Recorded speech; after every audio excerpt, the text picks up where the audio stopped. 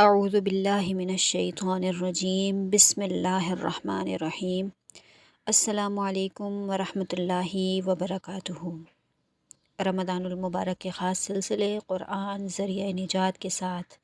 میں حافظہ عائشہ آپ کی خدمت میں حاضر ہوں۔ سب سے پہلے تمام ہی سامعین کو رمضان المبارک کا پہلا جمعہ بہت بہت مبارک ہو۔ اللہ تعالیٰ اس ماہ مبارک کی برکتیں اور رحمتیں سمیٹنے کا ہمیں موقع عطا فرمائیں۔ آج کے دن کثرت سے آقا کریم صلی اللہ علیہ وآلہ وسلم کی بارگاہ میں درود و سلام کا نذرانہ پیش کیجیے، کیونکہ حدیث مبارکہ کا مفہوم ہے کہ آقا کریم صلی اللہ علیہ وآلہ وسلم نے ارشاد فرمایا، جمعہ کے دن میں مجھ پر بھیجے گئے درود و سلام کا جواب خود دیتا ہوں۔ حدیث مبارکہ کا مفہوم میں نے آپ کے سامنے بیان فرمایا ہے، تو اسی حدیث مبارکہ کو مد نظر رکھتے ہوئے آج کے دن آقا کریم صلی اللہ علیہ وآلہ وسلم کی بارگاہ میں کثرت سے درود و سلام کا نذرانہ پیش کیجیے، کیونکہ اللہ رب العزت اور اس کے فرشتے بھی آقا کریم صلی اللہ علیہ وآلہ وسلم پر درود و سلام بھیجتے ہیں، اور درود پاک ایک ایسی عبادت ہے جو کبھی بھی کسی بھی حال میں رد نہیں کی جاتی، اور یہاں تک فرمایا گیا ہے کہ اگر اپنی دعا سے پہلے اور آخر میں درود پاک کا ورد کر لیا جائے تو درود پاک نے تو قبول ہونا ہی ہونا ہے، وہ دعا بھی درود پاک کے صدقے قبول کر لی جاتی ہے۔ اور ایک جگہ یہ بھی بیان ہوا ہے کہ جو دعا بغیر درود پاک کے کی جائے وہ زمین اور آسمان کے درمیان معلق رہتی ہے، یعنی کہ اس کو قبولیت کا شرف عطا نہیں ہوتا۔ تو اپنی ڈیلی روٹین میں بھی درود پاک کو کثرت سے پڑھا کیجیے، تاکہ آقا کریم صلی اللہ علیہ وآلہ وسلم کا قرب حاصل ہو سکے۔ جمعۃ المبارک کے دن کی مناسبت سے آج قرآن ذریعہ نجات میں جس سورہ مبارکہ کا تذکرہ آپ کے سامنے بیان کرنے لگی ہوں وہ سورۃ الکہف ہے۔ سورۃ الکہف جمعہ کے دن پڑھی جاتی ہے، اور احادیث مبارکہ میں آتا ہے کہ اس سورہ مبارکہ کا جمعہ کے دن ورد کرنا دوسرے جمعے تک آپ کے جتنے بھی ساعتیں آپ گزارتے ہیں ان میں نور پیدا فرما دیا جاتا ہے۔ حافظ ابن جریر طبری رحمۃ اللہ علیہ نے حضرت عبداللہ بن عباس رضی اللہ تعالی عنہ سے اس سورت کا شان نزول نقل فرماتے ہوئے یہ بیان فرمایا ہے کہ کچھ سرداروں نے دو آدمی مدینہ منورہ کے یہودی علماء کے پاس یہ معلوم کرنے کے لیے بھیجے کہ تورات اور انجیل کے یہ علماء حضرت صلی اللہ علیہ وآلہ وسلم کے دعوی نبوت کے بارے میں کیا کہتے ہیں۔ یہودی علماء نے ان سے کہا کہ آپ حضرت محمد مصطفیٰ صلی اللہ علیہ وآلہ وسلم سے 3 سوالات کیجیے۔ اچھا، 4 واقعات اس سورہ مبارکہ میں ذکر کیے گئے ہیں، اور 3 واقعات جو ہیں وہ یہودی علماء کی طرف سے پوچھے گئے سوالات کے تناظر میں آقا کریم صلی اللہ علیہ وآلہ وسلم پر وحی فرمائے گئے ہیں۔ یہودی علماء کا یہ کہنا تھا کہ وہ 3 سوالات جب کیے جائیں اور آپ صلی اللہ علیہ وآلہ وسلم ان کا صحیح جواب دے دیں تو سمجھ لیجئے گا کہ وہ واقعی اللہ تعالیٰ کے نبی ہیں، اور اگر وہ صحیح جوابات نہ دے سکے تو اس کا مطلب یہ ہوگا کہ ان کا دعویٰ نبوت کے حوالے سے درست نہیں ہے۔ ان سوالات میں سے پہلا سوال یہ تھا کہ آقا کریم صلی اللہ علیہ وآلہ وسلم سے ان نوجوانوں کا وہ عجیب واقعہ بیان کرنے کے لیے کہا جائے جو کسی زمانے میں شرک سے بچنے کے لیے اپنے شہر سے نکل کر کسی غار میں چھپ گئے تھے۔ دوسرا سوال تھا کہ اس شخص کا حال بیان فرمائیں جس نے مشرق سے مغرب تک پوری دنیا کا سفر کیا تھا۔ اور تیسرا سوال یہ تھا کہ روح کی حقیقت کیا ہے۔ یہ سوالات سننے کے بعد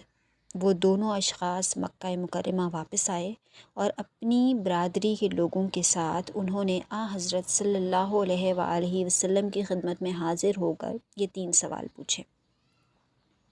پہلے 2 سوالات کے جوابات اس سورہ مبارکہ میں دیے گئے، اور پہلے 2 سوالات کے جوابات کے لیے یہ سورہ مبارکہ نازل ہوئی، جس میں غار میں چھپنے والے نوجوانوں کا واقعہ تفصیل سے بیان کیا گیا ہے، اور انہیں اصحاب کہف کہا گیا ہے۔ کہف عربی میں غار کو کہتے ہیں، اور اصحاب کہف کے معنی ہیں غار والے، اور اسی غار کے نام پر اس سورہ مبارکہ کو سورۃ الکہف کہا گیا ہے، کیونکہ اس میں ان نوجوانوں کا تذکرہ ہے۔ دوسرے سوال کے جواب میں سورت کے آخر میں حضرت ذوالقرنین کا واقعہ بیان کیا گیا ہے، جنہوں نے مشرق اور مغرب کا سفر کیا تھا۔ اس کے علاوہ اس سورہ مبارکہ میں حضرت موسیٰ علیہ السلام کا وہ واقعہ بھی بیان فرمایا گیا ہے، جس میں وہ حضرت خضر علیہ السلام کے پاس تشریف لے گئے تھے اور کچھ عرصہ ان کی معیت میں سفر کیا تھا، اور اس عرصے میں 3 واقعات رونما ہوئے تھے، جو علم کا حصول حضرت موسیٰ علیہ السلام نے حضرت خضر علیہ السلام سے حاصل کیا تھا۔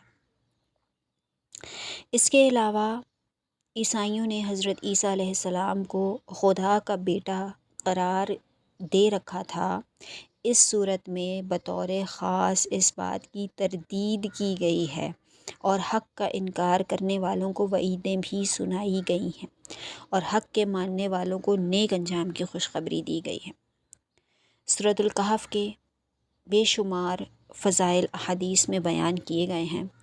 خاص طور پر جمعۃ المبارک کے دن اس کی تلاوت کی بڑی فضیلت آئی ہے، اور اسی لیے بزرگان دین کا یہ معمول رہا ہے کہ وہ جمعہ کے دن اس کی تلاوت کا خاص اہتمام کیا کرتے تھے۔ اس کے علاوہ یہ بھی کہا جاتا ہے کہ سورۃ الکہف کی ابتدائی 10 آیات کی تلاوت دجال کے فتنے سے محفوظ رکھنے کے لیے کافی ہے، اور بعض روایات میں یہ بھی آتا ہے کہ ابتدائی 10 آیات اور آخر کا رکوع پڑھنا بہت افضل ہے۔ اگر ہم کچھ مختصراً واقعات کا تذکرہ یہاں پر کریں تو حضرت موسیٰ علیہ السلام اور حضرت خضر علیہ السلام کے واقعے سے ہمیں یہ سبق ملتا ہے کہ آپ جتنے بڑے بھی عالم کیوں نہ بن جائیں، اس دنیا میں اللہ رب العزت نے آپ سے بھی زیادہ علم والا کوئی شخص ضرور پیدا فرمایا ہے، اور جب ہم یہ بات کرتے ہیں کہ ہم ہی علم کل کے مالک ہیں تو ایسا بالکل بھی نہیں ہے۔ یہ واقعہ جب حضرت موسیٰ علیہ السلام نے تبلیغ کے دوران ارشاد فرمایا تھا، نبی تھے اللہ رب العزت کے، تورات اللہ رب العزت نے انہیں عطا فرمائی تھی، انہوں نے جب یہ کلمات عطا فرمائے کہ میں سب سے زیادہ علم والا ہوں، تو اللہ رب العزت نے فوراً وہی فرمائی کہ ایسی جگہ پر ایک شخص سے جا کر ملاقات کرو جہاں پر 2 دریا مل رہے ہوں،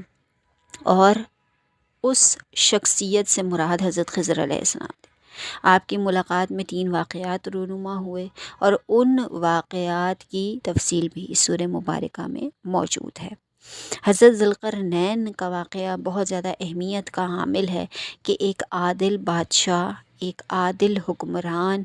کس طرح سے اپنی عوام کو ظالم لوگوں سے محفوظ رکھ سکتا ہے، اور کس طرح سے وہ اپنی تمام تر صلاحیتوں کو اور اپنے پاس موجود تمام تر چیزوں کو بروئے کار لا کر لوگوں کو آسانیاں فراہم کر سکتا ہے۔ یاجوج ماجوج سے کس طرح سے حضرت ذوالقرنین نے وہاں کے لوگوں کو نجات دلائی، اور کس طرح سے اس دیوار کی تعمیر ہوئی، یہ واقعہ بھی آج کے دور کے لوگوں کے لیے بہت زیادہ اہمیت کا حامل ہے۔ اس کے علاوہ اس سورہ مبارکہ میں اصحاب کہف کا تذکرہ ہے، اور اگر ہم آج کے دور کی بات کریں تو ایمان کو سنبھالنا اور ایمان کی حفاظت کرنا بہت زیادہ مشکل ہو گیا ہے، تو سورہ کہف اس وجہ سے بھی آج کے دور میں اہمیت کی حامل ہے کہ یہ ہمیں اس بات کا درس دیتی ہے کہ جب ایمان کے راستے میں رکاوٹیں آنی شروع ہو جائیں تو اپنے ایمان کو بچانے کے لیے اقدامات کرنا بہت زیادہ ضروری ہے۔ ایمان نہیں جانا چاہیے، اللہ پر سے توکل نہیں جانا چاہیے، چاہے اس کے لیے آپ کو کچھ بھی کیوں نہ کرنا پڑے۔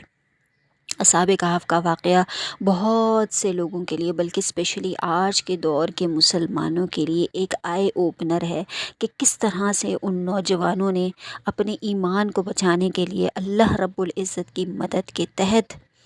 اپنے شہر کو چھوڑا، اور پھر کس طرح سے اللہ پر توکل کا نتیجہ اللہ رب العزت نے انہیں یہ دیا کہ وہ ایک غار میں جا کر چھپے، اور ایک طویل عرصے تک اللہ رب العزت نے ان کو ایک سکون والی نیند عطا فرما دی، اور پھر کس طرح سے وہ دوبارہ جاگے اور کس طرح سے دوبارہ وہ واپس اللہ رب العزت کے حضور پیش ہوئے۔ اللہ رب العزت پر توکل انسان کے بہت سے مسائل کو حل کر سکتا ہے، اور یہ وہ توکل ہے جو کہ ہمارے لیے سکون کا باعث ہے۔ اللہ رب العزت ہمیں خود پر توکل کرنے والا بنائے، ہمیں اپنی بارگاہ میں قبول فرما لے، اور ہمارے ایمان کو تقویت عطا فرماتے ہوئے اس کی طاقت کو سمجھنے کی توفیق عطا فرمائے۔ اللہ رب العزت سے دعا ہے کہ اس ماہ مبارک کے صدقے ہمیں اپنی بارگاہ میں قبول فرما لیجئے، اور جتنے بھی گناہ ہم سے سرزد ہوئے ہیں ان کو معاف فرما کر ایک نئے سرے سے ہمیں اپنی زندگی گزارنے کا موقع عطا فرمائیے۔ اللہ تعالی ہم سب کے روزوں کو اپنی بارگاہ میں قبول و منظور فرمائے۔ السلام علیکم ورحمۃ اللہ وبرکاتہ۔